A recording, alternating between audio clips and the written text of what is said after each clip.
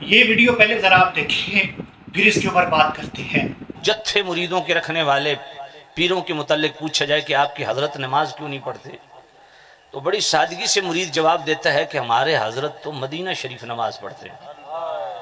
تو میں نے کہا آپ کی حضرت لنگر شریف کہاں کھاتے ہیں؟ فرمایا او تو مریدوں کے گھروں لگ دینے۔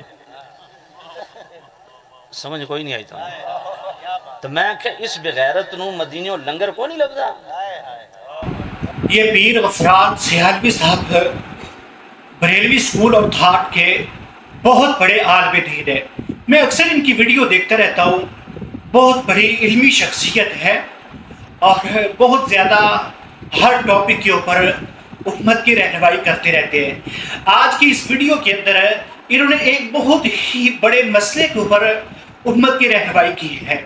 وہ مسئلہ کیا ہے کہ اکثر آپ دیکھتے ہیں ہمارے معاشرے کے اندر یہ جو پیر مرید یہ سلسلہ ایک چل رہا ہے، اور بہت سے 2 نمبر پیر لوگوں کا مال بٹورنے کے لیے ان کو اپنی مریدی کے اندر لے کر آتے ہیں، تو ان کا یہ تذکرہ کرتے ہیں، بتاتے ہیں کہ یہ جو جھوٹے پیر ہیں، آپ جب ان سے کہتے ہیں کہ نماز پڑھو تو یہ کہتے ہیں کہ ہماری نماز تو مدینہ منورہ کے اندر ہے۔ تو جب ان کو روٹی کا کہا جاتا ہے، کھانے پینے کا کہا جاتا ہے، پھر یہ اپنے مرید کے پاس آتے ہیں۔ تو یہاں پہ پیر غفران سیالوی صاحب بتاتے ہیں کہ بھی نمازیں تمہاری مدینے کے اندر ہے تو روٹی کیوں نہیں مدینے سے تمہیں ملتی؟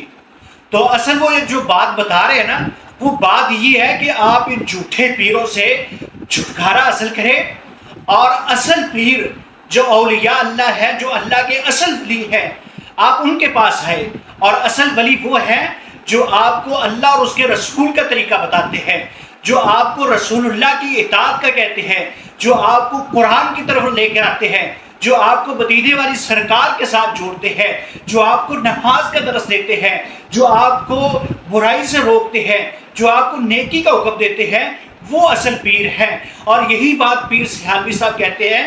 اور میں اپنے تمام جو بریلوی اسکول آف تھاٹ سے تعلق رکھتے ہیں نوجوان بزرگ دوست، اور سب سے کہوں گا کہ آپ کم از کم اپنے پیر سیالوی صاحب کی بات کو مان کر یہ جھوٹے پیروں سے اپنا دامن چھڑا کر اصل جو پیر، جو ایک ہی پیر ہے، جس کی رہنمائی کا، جس کی اطاعت کا اور جس کے نقش قدم پہ چلنے کا اللہ تعالیٰ نے حکم دیا ہے، ہم سب اس پیر حضرت محمد صلی اللہ علیہ وسلم کے نقش قدم پہ چلے۔